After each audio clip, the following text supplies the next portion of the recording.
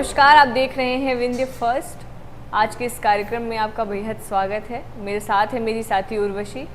तो media scan का ये जो हमारा कार्यक्रम है, इसमें हमारे पास विभिन्न अखबार हैं। स्टार समाचार, दैनिक भास्कर, दैनिक जागरण और पत्रिका। इन अखबारों की मुख्य खबरों पर हमारा ध्यान केंद्रित रहेगा और इन खबरों का हम विश्लेषण करते हैं। तो रोज़ की ही तरह सबसे पहले शुरुआत करते हैं हम हमारी विंध्य की खबरों से। जी, तो विंध्य की खबरों में दैनिक जागरण में एक खबर है कि महिला आरक्षण के हिमायती दलों ने महिलाओं को टिकट देने में कंजूसी की है। जिस तरह से महिला बिल पास हुआ था संसद में, उस तरह से विंध्य की सीटों पर है। रीवा संभाग की बात है कि संभाग में 7 विधानसभा सीटों में मिलना चाहिए टिकट, कई दलों ने नहीं दिया है। वहीं लिखा गया है कि इसमें भाजपा से आगे कांग्रेस चल रही है, जबकि जो महिला बिल पास हुआ है उसके हिमायती भाजपा पार्टी रही है। लेकिन विंध्य क्षेत्र की बात करें तो विंध्य क्षेत्र में रीवा संभाग में 5 सीटें जो है, 5 उम्मीदवार महिला उम्मीदवार कांग्रेस पार्टी ने उतारे हैं, वहीं 3 भाजपा ने उतारे हैं। वहीं लिखा गया है कि रैगांव विधानसभा क्षेत्र से कल्पना वर्मा, रीवा के मनगवा विधानसभा क्षेत्र से बबीता साकेत, सीधी जिले के धौहनी विधानसभा क्षेत्र से कमलेश सिंह और सिंगरौली विधानसभा क्षेत्र से रेणु शाह को मैदान में उतारा है। यहाँ लिखा गया है कि 22 सीटों में से संभाग की सीधी जिला और रीवा जिला मिलाकर 22 सीटों में से अगर महिला आरक्षण बिल की बात करें तो 7 सीटें जो है वो महिलाओं के लिए आरक्षण होनी चाहिए, लेकिन ऐसा देखने को नहीं मिला है। जी, वहीं हमारी जो अगली खबर है वो मेडिकल नशे को लेकर है। स्टार समाचार के सिटी आसपास स्टार में ये खबर है। जिस तरह से युवाओं के बीच ये मेडिकल नशा बढ़ता जा रहा है, और क्योंकि ये नशे बहुत ज़्यादा सस्ते मिलते हैं तो इनको लेकर और भी ये चिंताजनक स्थिति बनी हुई है। हम देखते हैं, चाहे गांव का इलाका हो, शहर का इलाका हो, हर जगह हमें बोतलें पड़ी हुई मिल जाती हैं। वहीं इसमें खबर में है कि पुलिस ताबड़तोड़ इस पर कार्रवाई कर रही है, लेकिन उसके बाद भी कोई समाधान मिलता नहीं दिख रहा है। साथ ही में इसमें बताया जा रहा है कि जगह जगह पर रैपर और जो सीसी होती है, इसकी नशे की सीसी होती है, वो मिलती जा रही है। इस वजह से जो युवाओं का भविष्य है वो बहुत ज़्यादा अंधकार में है। और साथ ही में वाहनों का इस्तेमाल होता है। इसमें बताया गया कि मोटरसाइकिल, 4 व्हीलर, वीआईपी वाहन, राजनीतिक दल की गाड़ियों का बोर्ड लगाकर पुलिस प्रशासन की आंख में धूल झोंका जा रहा है। साथ ही में इस धंधे में पुरुष और युवा ही नहीं बल्कि महिलाएं भी इस धंधे में शामिल हो रही हैं। वहीं दूसरी तरफ नशे के सेवन करने वाले जो लोग हैं, उनमें घर में मारपीट करना, लूटपाट की घटनाओं और अपराध, इवन जो जघन्य अपराध होते हैं उसको इस तरह की प्रवृत्ति वाले लोग कर रहे हैं। जी, वहीं दैनिक भास्कर के फ्रंट पेज में एक खबर है। जिस तरह से विधानसभा चुनाव नजदीक आ रहे हैं, आचार संहिता लग चुकी है, तो उस तरह से जो प्रशासनिक एक तरह से अधिकारी हैं वो मौजूदा रूप से कार्यरत हो गए हैं। यहाँ है कि 23 लाख कैश और 16 किलो चांदी के साथ 3 कार सवारों को सतना में पकड़ा गया है। आईटी इंटेलिजेंस की टीम थी ये। इन्हें मुख्तबिर द्वारा सूचना मिली थी कि इस तरह की वहाँ पे कोई कार्यवाही होने वाली है। जबलपुर एक्सप्रेस से वो, महाकौशल एक्सप्रेस से वो जाने वाले हैं। वहाँ पर कुछ घंटों पहले वो तैनात हुए और उन्हें पकड़े हैं। वहीं लिखा गया है कि सतना स्टेशन से 4 दिनों में, लिखा गया है कि 12 दिनों के अंदर 60 लाख से अधिक कैश बरामद हुआ है। वहीं लिखा गया है कि जो आरपीएफ इंटेलिजेंस को खबर मिली कि कुछ लोग, पिछली बार भी आरपीएफ इंटेलिजेंस ने ही पकड़ा था और इस बार भी उनकी सख्ती इतनी मजबूत थी कि इन लोगों को पकड़ा गया है। जी, और हम जैसे कि मेडिकल नशे की हमने बात करी, तो शराब की पकड़, जहाँ पे शराब का निर्माण हो रहा था, महुआ का निर्माण हो रहा था, महुआ से बनी शराब का, एक महिला को पुलिस ने गिरफ्तार किया है। इटमा गांव का ये मामला है। 375 लीटर महुआ शराब के साथ महिला कारोबारी गिरफ्तार हुई है। बहुत दिन से पुलिस को ये खबर मिल रही थी कि इटमा गांव में निर्माण चल रहा है, और जानकारी के अनुसार जब ये दबिश देने गए तो थाना प्रभारी सरई को काफ़ी दिनों से इसकी सूचना मिल रही थी। उसके बाद जब उन्होंने दबिश दी तो इनको 5 डब्बों में 75 लीटर शराब बनकर तैयार थी, और 23 डब्बों में 2 बड़े बड़े तसलों में महुआ से शराब बनाने के लिए महुआ लाहन सड़ा कर तैयार की गई थी शराब, जिसमें से करीब 300 किलो था ये। और इस तरह से महिला से शराब और लाहन मिलाकर कुल 375 लीटर जब्त किया गया। आपको बता दें कि आरोपी महिला का नाम चंद्रवती है उर्फ रानी जायसवाल। पति तीरथ प्रसाद जायसवाल के खिलाफ जिन धाराओं पे केस दर्ज किया गया है वो है 34(2), 34 क्लॉज 1 आबकारी एक्ट के तहत प्रकरण तैयार करके महिला को गिरफ्तार कर लिया गया है। जी, वहीं आज की विंध्य क्षेत्र में एक बड़ी खबर है, दैनिक भास्कर में भी है, दैनिक जागरण में भी है कि पीएम मोदी आज सतना के चित्रकूट आने वाले हैं। 2 घंटे 40 मिनट का उनका ये दौरा है। उनके साथ राज्यपाल मंगू भाई पटेल और मुख्यमंत्री शिवराज सिंह चौहान भी आएंगे। वहां पर एक नेत्र चिकित्सालय का उद्घाटन करेंगे। वहाँ मंदिर में कुछ रघुनाथ मंदिर करके है वहाँ पे मंदिर, उस मंदिर में वो कई कार्यक्रम का आयोजन है वहाँ पर, उसमें शामिल होंगे। वहीं लिखा गया है कि चित्रकूट के दौरे पर तुलसी पीठाधीश्वर जगत गुरु रामभद्राचार्य द्वारा लिखित पुस्तक अष्टाध्यायी और 3 पुस्तकों का विमोचन नरेंद्र मोदी के हाथों किया जाएगा। वहीं ये भी बताया गया है कि जिस तरह से उनका यहाँ पे आना हो रहा है उस तरह से वहाँ के जो यातायात मार्ग है उन्हें वितरित कर दिया गया है, उन्हें किसी और रास्ते से आने जाने के लिए कहा गया है। आपको उसमें बताएं कि कहाँ से आना जाना है, तो सतना से यूपी के चित्रकूट धाम की ओर जाने वाला ट्रैफिक जो है वो हनुमान धारा बाईपास के लिए खुला रहेगा, लेकिन कामतगिरी बाईपास बंद रहेगा।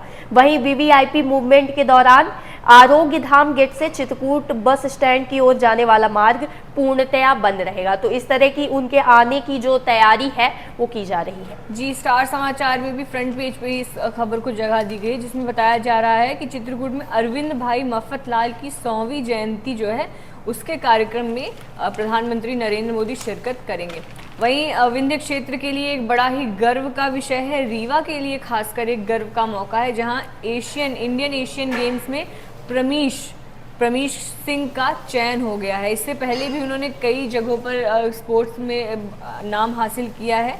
आपको बता दें कि इनका जो खेल के प्रति जुनून था, इसके चलते वो स्टेट और नेशनल पावर लिफ्टिंग चैंपियनशिप में स्वर्ण पदक और ओवरऑल टाइटल जीतते आ रहे हैं। आपको बता दें कि न्यूजीलैंड के ऑकलैंड शहर में आयोजित कॉमनवेल्थ पावर लिफ्टिंग चैंपियनशिप में चयनित होकर इन्होंने नाम रोशन किया था, और अब इन्होंने अपने खेल के प्रति जो इनकी लगन रही है उसकी वजह से ये जो कंटिन्यूअस प्रैक्टिस करते गए, अब कॉमनवेल्थ चैंपियनशिप में उन्हें 6वां स्थान प्राप्त किया था। और इंडियन एशियन गेम्स जो कि दिसंबर के महीने में आयोजित होगा, उसके लिए इनका चयन हुआ है। आपको बता दें पावर लिफ्टिंग एसोसिएशन और उनके गुरु शैलेंद्र प्रताप सिंह ने प्रमीश को बधाई दी है। तो ये विंध्य क्षेत्र के लिए और पूरे देश के लिए और रीवा शहर के लिए गौरव का विषय है। जी, वहीं रीवा नगर पेज में दैनिक भास्कर के अखबार में यहाँ लिखा गया है कि छोटी पुल से लेकर कॉलेज चौराहा तक लंबा जाम रहता है। वहीं कल देखा गया कि 45 मिनट तक जो वाहन है वो फंसे रहते हैं। उसी के जस्ट नीचे एक खबर है कि जैसे ही ट्रैफिक सिग्नल ऑन होता है, जैसे ही ट्रैफिक की रेड लाइट जलती है, वैसे ही वहाँ पे जो ज़रूरतमंद होते हैं पैन वहाँ पे कुछ सामान लेके बेचने के लिए लोगों के पास पहुँच जाते हैं। उसी तरह पे लिखा गया है कि पूरे रीवा शहर में 4 सिग्नल है, जिनमें से सिर्फ कॉलेज चौराहा का सिग्नल ही ऑन है, बाकी सिग्नल जो 3 सिग्नल है वो बंद पड़े हुए हैं। यहाँ लिखा है कि 3 सिग्नल बंद है, शहर में 4 ट्रैफिक सिग्नल है, जिसमें से कॉलेज चौराहे का सिग्नल ही शुरू है। सिरमौर चौराहे का सिग्नल 3rd लेग फ्लाईओवर के निर्माण की वजह से बंद पड़ा है। यही स्थिति ढेकाहा तिराहे की सिग्नल की भी है, जो 1 साल से बंद पड़ा है, जबकि मार्तंड तिराहे का ट्रैफिक सिग्नल लगा दिया गया है, लेकिन अभी तक शुरू नहीं हो पाया है। जी, अब हम रुख करते हैं हमारी प्रादेशिक खबरों की ओर। तो नामांकन की प्रक्रिया जिस तरह से चालू होगी उसको लेकर हमारे पास खबर है। तो दैनिक भास्कर का जो चुनाव चक्र 2023 यानी 1 महीने से हम लगातार ये विश्लेषण दैनिक भास्कर में देखते आ रहे हैं। विंध्य क्षेत्र को लेकर मध्य प्रदेश विधानसभा में मध्य प्रदेश को लेकर जो खबरें जारी हो रही हैं, तो इसमें एक विश्लेषण है कि कुछ तस्वीरें दी गई है। लिखा है कि इन तस्वीरों की अपनी कहानी और समीकरण, क्योंकि यह राजनीति है। यहाँ 4 तस्वीरें हैं। एक है 3 पीढ़ियां एक साथ है, दूसरे में जीतू ने प्रतिद्वंदी के पैर छुए हैं, तीसरी है स्कूटी पर पहुंचे मंत्री सारंग, यानी जो मंत्री सारंग है वो स्कूटी पर नामांकन भरने पहुंचे हैं। वही एक पर है कि गधे पर बैठकर राजनीति हो रही है, गधे पर बैठकर नामांकन भरने के लिए जा रहे हैं।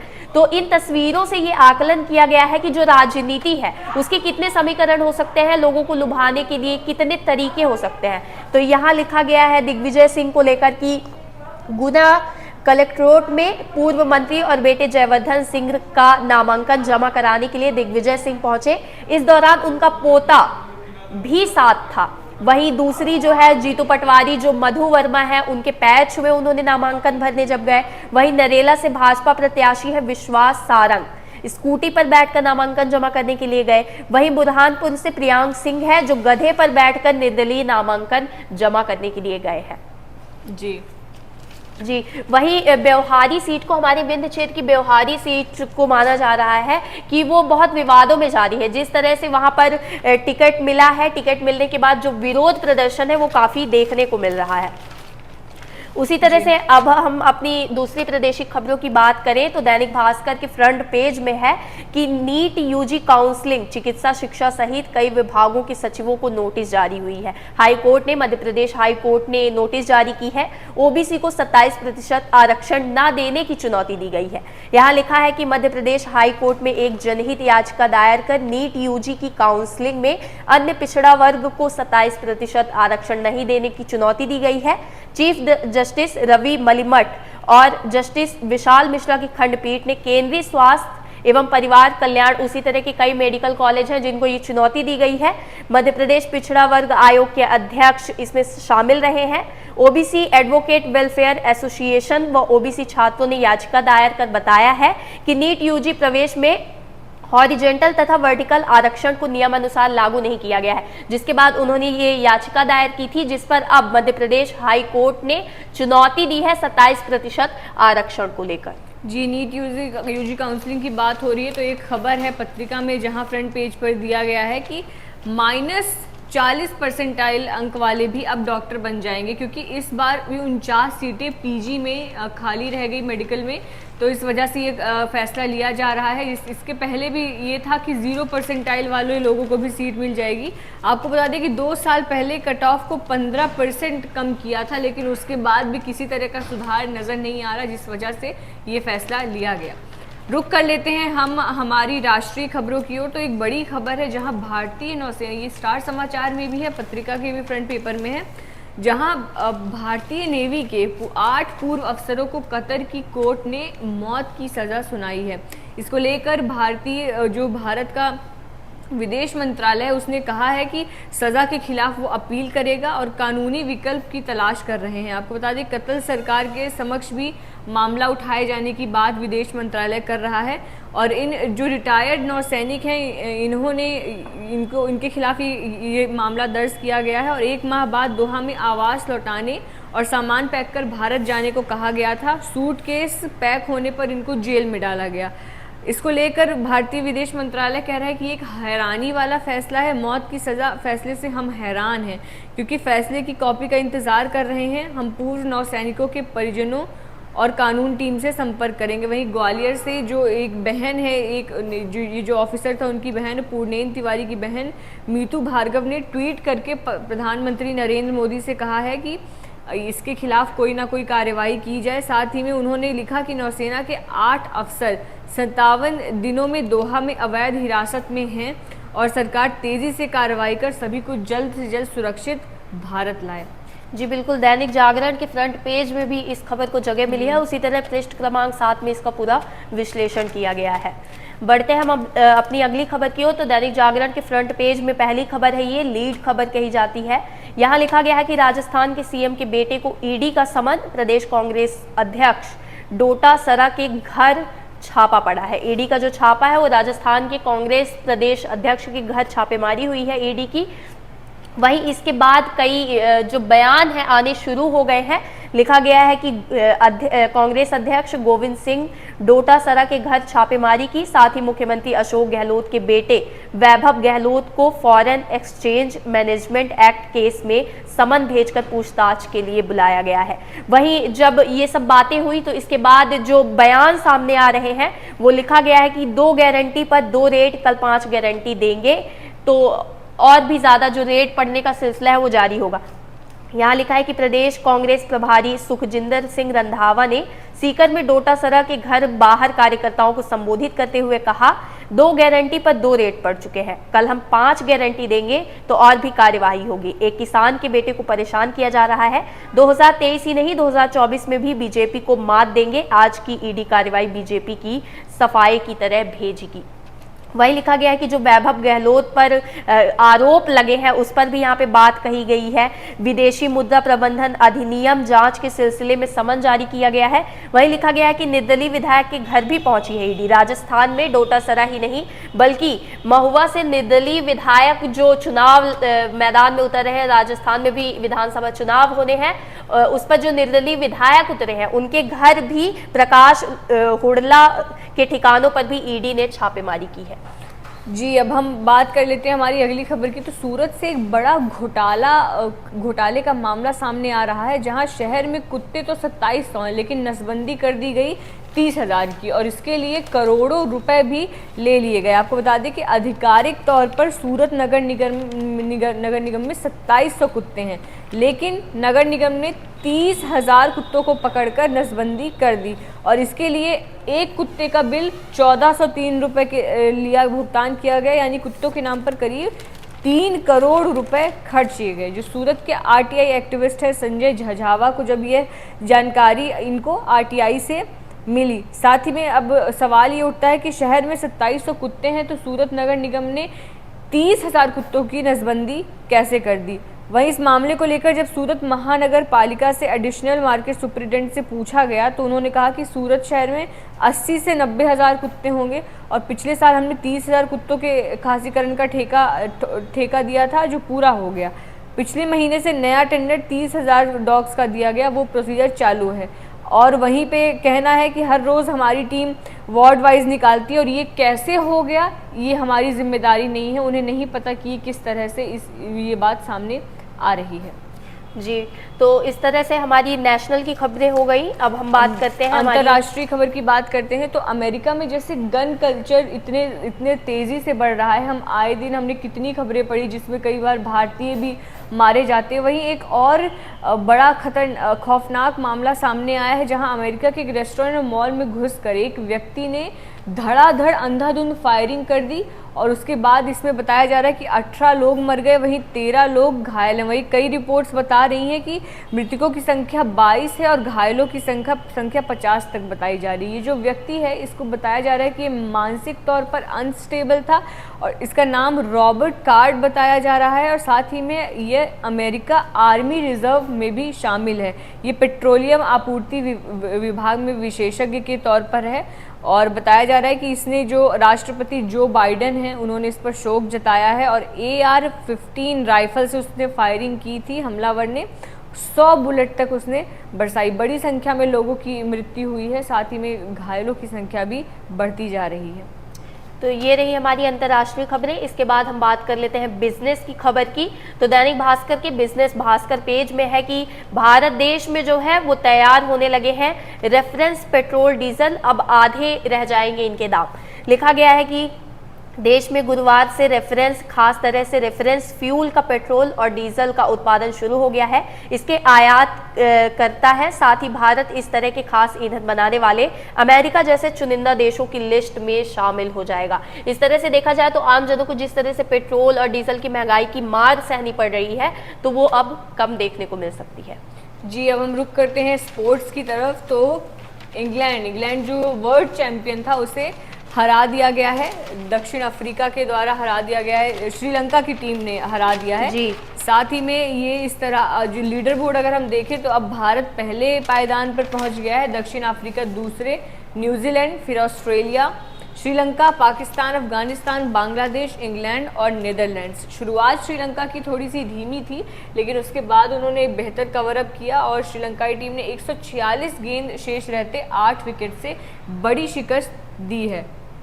जी, वहीं दैनिक जागरण के फ्रंट पेज में स्पोर्ट्स को लेकर है। भारत के लिए बड़ी खबर है कि एक रिकॉर्ड भारत ने बनाया है, जहां 4 दिनों में 82 पदक जीतकर भारत ने जो है इतिहास रच दिया है। लिखा है कि पैरा खिलाड़ियों ने गुरुवार को इतिहास रचते हुए एशियाई पैरा खेलों में सर्वाधिक पदक जीतने का रिकॉर्ड बनाते हुए कुल पदकों की संख्या जो है 82 तक पहुंचाई है, जिसमें 18 स्वर्ण शामिल है, 18 मेडल जो है वो गोल्ड मेडल है।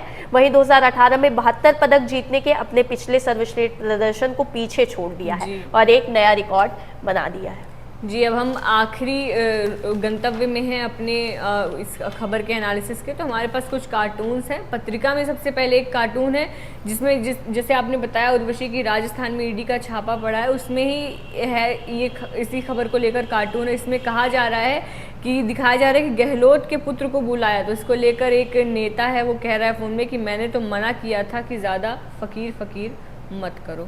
जी, उसी तरह से चुनाव को लेकर दैनिक भास्कर में एक कार्टून है, इलेक्शन कार्टून के नाम से है ये। यहाँ नेताजी जा रहे हैं अपना एक बोर्ड लेकर, वोट दो, उसमें लिखा गया है। वहीं एक भिखारी कटोरा लेके बैठा हुआ है और वो मांग रहा है उससे, तो फिर नेताजी कह रहे हैं कि माफ करो, आचार संहिता लगी हुई है। जी। तो ये रहा आज का हमारा मीडिया स्कैन। इसी तरह हम हर रोज आते हैं मुख्य अखबारों को लेकर, उनकी खबरों पर चर्चा कर आपके साथ साझा करते हैं। बने रहिए हमारे साथ। वीडियो पसंद आए तो लाइक करिए, शेयर करिए और चैनल को सब्सक्राइब करना ना भूलें। आपकी कोई जन मुद्दे हो, आपकी कोई समस्या हो, उसे आप हमें कमेंट करके ज़रूर बताएं। जन मुद्दों पर पढ़ने के लिए आप हमारी वेबसाइट ज़रूर विजिट करें। बहुत बहुत धन्यवाद।